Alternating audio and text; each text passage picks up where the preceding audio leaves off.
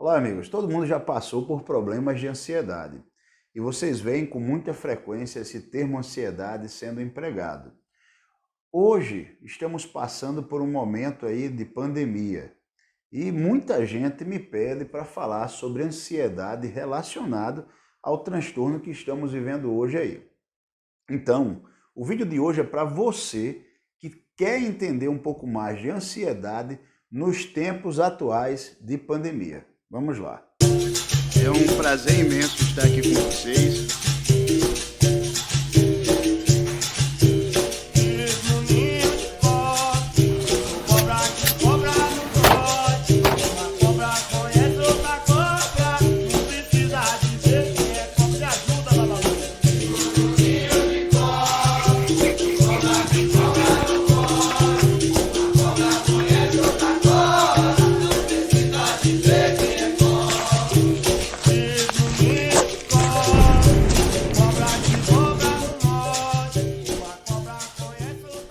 Ansiedade. As pessoas usam indiscriminadamente o termo ansiedade, mas ansiedade, embora seja um tipo de medo, é um tipo de medo específico.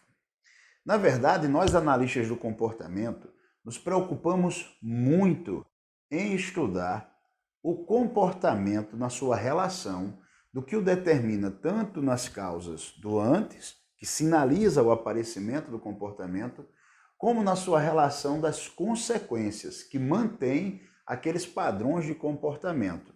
Então a gente sempre vai estudar todo e qualquer comportamento, seja o amor, seja o ódio, nas circunstâncias que este comportamento aparece.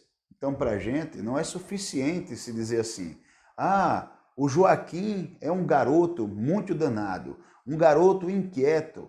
Um analista do comportamento, ele sempre vai perguntar em que ambientes o Joaquim ele é inquieto, em que ambientes o Joaquim é um menino danado.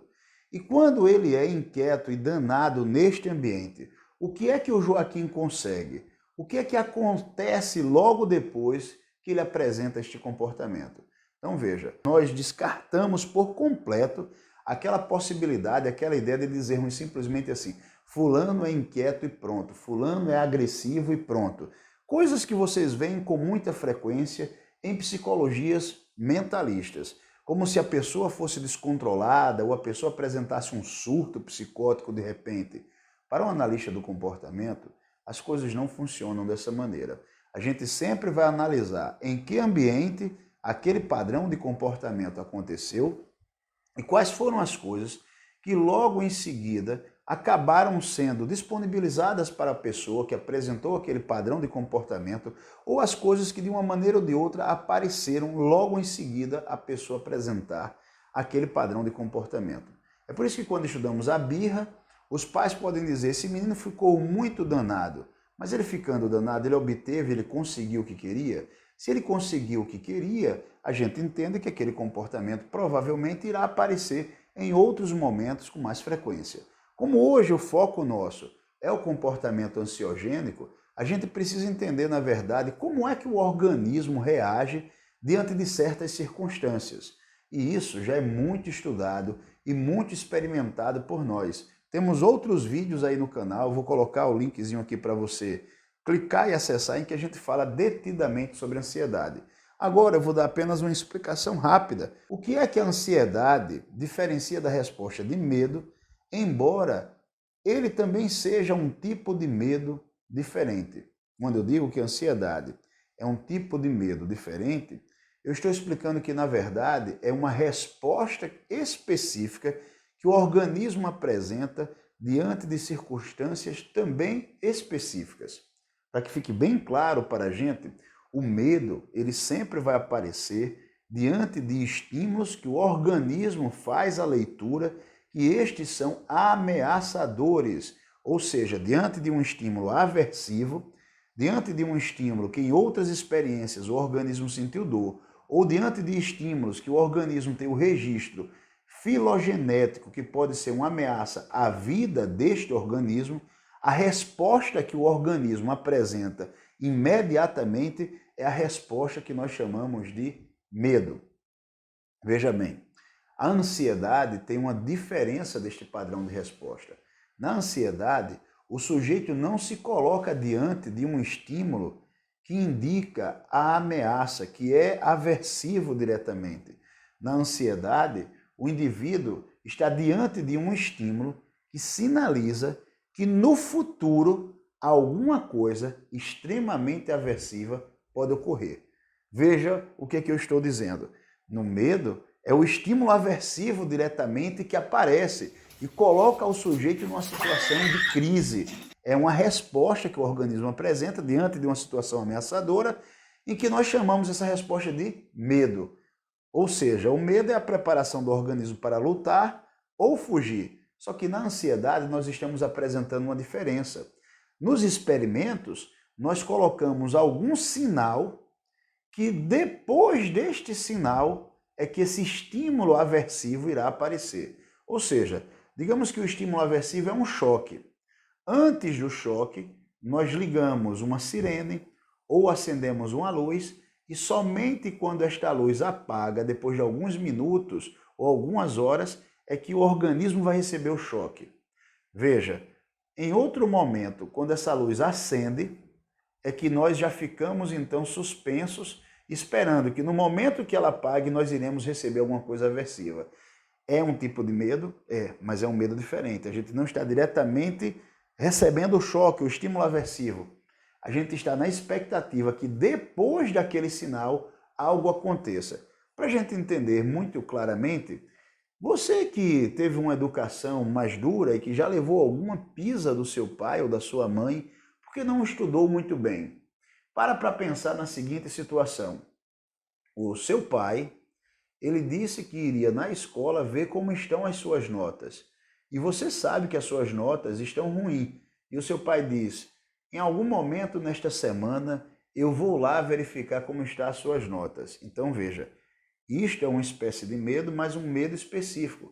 O seu medo é diretamente da surra que você pode levar. Mas você começa a apresentar sinais de ansiedade, ou seja, essa resposta da expectativa de que algo muito ruim no futuro irá acontecer no momento que o seu pai anuncia que irá na escola em algum momento. A partir deste momento, você não dorme bem. A partir deste momento, você anda de um lado para o outro na casa sem conseguir se concentrar muito bem. Se você entendeu já até aqui o que está acontecendo, veja, a ansiedade se diferencia do medo diretamente, porque a ansiedade é a expectativa de que algo no futuro muito ruim irá acontecer. Essa expectativa que no futuro algo muito ruim irá acontecer altera a disposição do organismo, fazendo com que o mesmo libere hormônios catabolizantes, tipo cortisol, a norepinefrina e a adrenalina diretamente também na corrente sanguínea. Quais são os pontos que nós podemos ver aqui? Esses hormônios, sendo liberados em grande quantidade na corrente sanguínea e com muita frequência em alta quantidade, eles irão fazer com que o organismo não entre em estados de anabolismo, de repouso, para poder se organizar, ou seja, como se o motor ficasse ligado constantemente. Daí o que pode acontecer? O sistema imunológico do sujeito começa a definhar, começa a declinar, começa a cair, e esse sujeito fica mais propenso a doenças. É isso mesmo. A ansiedade facilita o processo de adoecimento do sujeito. Assim como também a ansiedade é uma resposta que está ligada a um processo futuro de ameaça, como por exemplo, você está numa tribo e alguém chegar e avisar assim, olha, o pessoal da tribo vizinha aí está se preparando para atacar e matar todos vocês. Vocês acham que então o organismo estaria programado? Já que eles vão atacar, então vamos dormir até lá. Não, a partir deste momento as pessoas perdem o sono, elas não dormem mais. A maneira que elas vão comer também se torna desordenada. Isso leva a engordamentos exagerados ou emagrecimentos exagerados. É o que acontece quando as pessoas estão ansiosas, elas alteram por completo o seu ciclo de funcionamento. Observem esses detalhes para entender quando as pessoas ficam o tempo todo trancafiadas numa casa, com os meios de comunicação noticiando o tempo todo que as outras pessoas estão morrendo e que você vai adoecer em algum momento, que a vacinação não está chegando, que precisaria chegar, precisaria ser mais ágil, mais célere com o processo e que tem muita gente morrendo, muita gente mesmo, o que você acha que começa a disparar na sua cabeça? Gente, exatamente isso, muita ansiedade. E o que é pior, quanto maior a sua ansiedade, mais fragilizado fica o seu sistema imunológico. Isso mesmo, por causa do catabolismo constante do seu organismo. Os hormônios que citei aqui, como cortisol, norepinefrina, adrenalina, eles irão fazer com que o seu organismo, trabalhando de modo acelerado, não consiga se restaurar de maneira adequada. Isso fará com que você, de fato, pegue infecções e doenças virais com mais facilidade. Existem até proporções de estudos específicos que nós podemos falar em outro vídeo sobre pessoas ansiosas, como adoecem com facilidade, e pessoas que são mais tranquilas, mais frias, por assim dizer, que não adoecem com tanta facilidade porque o seu sistema imunológico simplesmente não oscila como o sistema imunológico de outras pessoas.